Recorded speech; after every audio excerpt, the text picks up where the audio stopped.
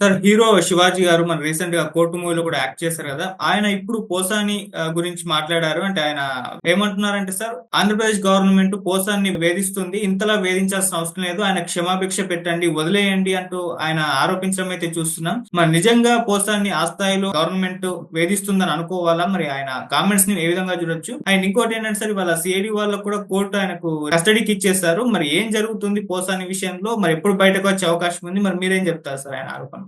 పోసాని విషయం ఇంకా కొనసాగుతూనే ఉంది. ఆయన ఇప్పటికీ గూడా గుంటూరు జైల్‌లో ఉన్నాడు. మామూలుగా అయితే సీఐడీ పెట్టిన కేసులో పోసానికి ఈ నెల 26 వరకు కూడా రిమాండ్ కోర్టు విధించింది. అందువల్ల హ్మ్. ఆయన రిమాండ్‌లో ఈ నెల 26 వరకు ఉండాలి. ఎందుకంటే మిగతా కేసుల్లో చాలా కేసుల్లో పోసానికి బెయిల్ వచ్చింది. దాదాపు 30 కంప్లెయింట్లు పోసాని మీద ఉన్నాయి. దాదాపు 18 కేసుల్లో ఆయనకి బెయిల్ వచ్చింది. బట్ కొత్త కేసులు ఆయన మీద పెడుతూనే ఉన్నారు. ప్రెజెంట్ అయితే ఆయన సిఐడి కేసులో ఆయన బెయిల్ జైల్లో ఉన్నాడు. సిఐడి ఏందంటే ఒక ప్రెస్ మీట్‌లో పవన్ కళ్యాణ్‌ని, లోకేష్‌ని వీళ్ళని పోసాని విమర్శించారు. అంటే అసభ్యంగా పదజాలంతో దూషించారు అనేది ప్రధానంగా ఆయన మీద అభియోగం. ఈరోజు పోసాని 10 గంటల నుంచి సాయంత్రం 5 గంటల వరకు పోసానిని సిఐడి కస్టడీకి గుంటూరు కోర్టు అనుమతించింది. సో, ఈ టైంలో ఆయన్ని విచారించే అవకాశం ఉంది. దాని తర్వాత మళ్ళీ ఆయన్ని కోర్టుకైతే పెడతారు. అట్ ద సేమ్ టైమ్ ఈ రోజే పోసాని బెయిల్‌కి సంబంధించి కూడా విచారణ కోర్టులో రాబోతుంది. సో, ఆయనకేమన్నా బెయిల్ గాని వస్తే బయటొస్తారు. లేకపోతే ఇంకా కోర్టులో ఉండే అవకాశం ఉంది.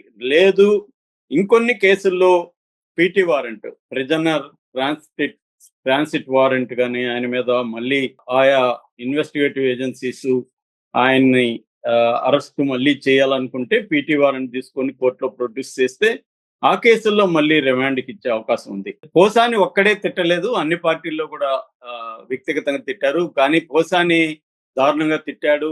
వ్యక్తిగతంగా అటాక్ చేశాడు. ముఖ్యంగా పవన్ కళ్యాణ్ ఫ్యామిలీ గురించి, వాళ్ళ పిల్లల గురించి, వాళ్ళ భార్య గురించి దారుణంగా మాట్లాడాడు. ఏ సభ్య సమాజంలో కూడా అటువంటి వ్యాఖ్యల్ని ఎవరు కూడా భరించలేని పరిస్థితి.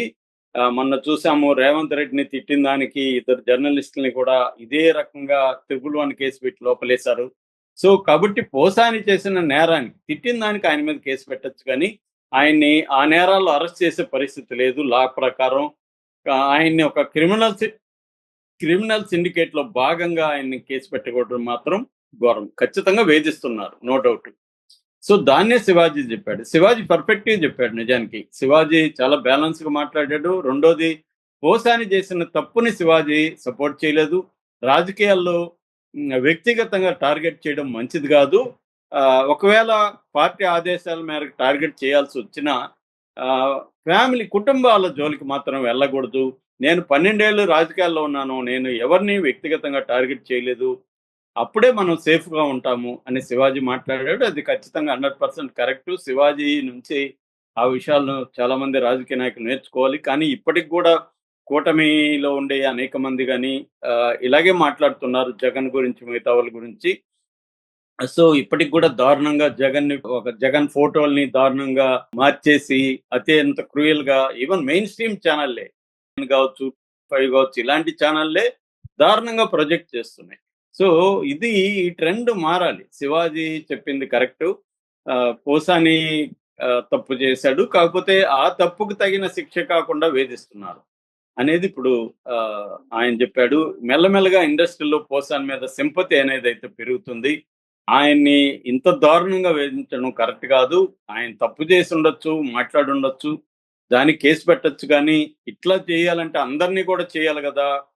అట్లనుకున్నప్పుడు తెలుగుదేశంలో బోలెడు మందున్నారు. తెలుగుదేశంలో ఉండి తిట్టిన వాళ్ళకేమో పదవులిచ్చారు. స్పీకరు, డిప్యూటీ స్పీకర్ పదవులు లాంటివి. చాలా మందికి పదవులొచ్చాయి.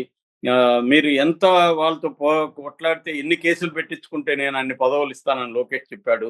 మరి పై స్థాయిలోనే వాళ్ళే ప్రోత్సహించారు హింసని గాని దాన్ని. మరి వీళ్ళేమో న్యాయంగా ఉన్నట్టు వైసీపీ వాళ్ళ మాత్రమే ఇట్లా ఘోరంగా ఉన్నట్టు చెప్తున్నారు. రాజకీయాలు ఓవరాల్‌గానే దిగజారిపోయినాయి. దీంట్లో డిగ్రీస్‌లో కంపారిజన్‌లో చేసినప్పుడు డిగ్రీస్‌లో ఎక్కువ తక్కువలు ఉండొచ్చు కానీ, ఎసెన్స్‌లో మాత్రం అందరూ గూడా వ్యక్తిగత దాడులు చేయని రాజకీయ పార్టీ లేదు. వాళ్ళు ప్రోత్సహిస్తున్నారు. జగన్ గూడా ఇదే పనిగా కొంతమందిని పెట్టి ప్రోత్సహించి అతి దారుణంగా చేయించాడు. ఇప్పుడు చంద్రబాబు అదే పని చేశాడు. లోకేష్ అదే పని చేశాడు. పవన్ కళ్యాణ్ ఎప్పుడు కూడా వాళ్ళని ఖండించనే లేదు. పవన్ కళ్యాణ్ అయితే ఇంకా దారుణం.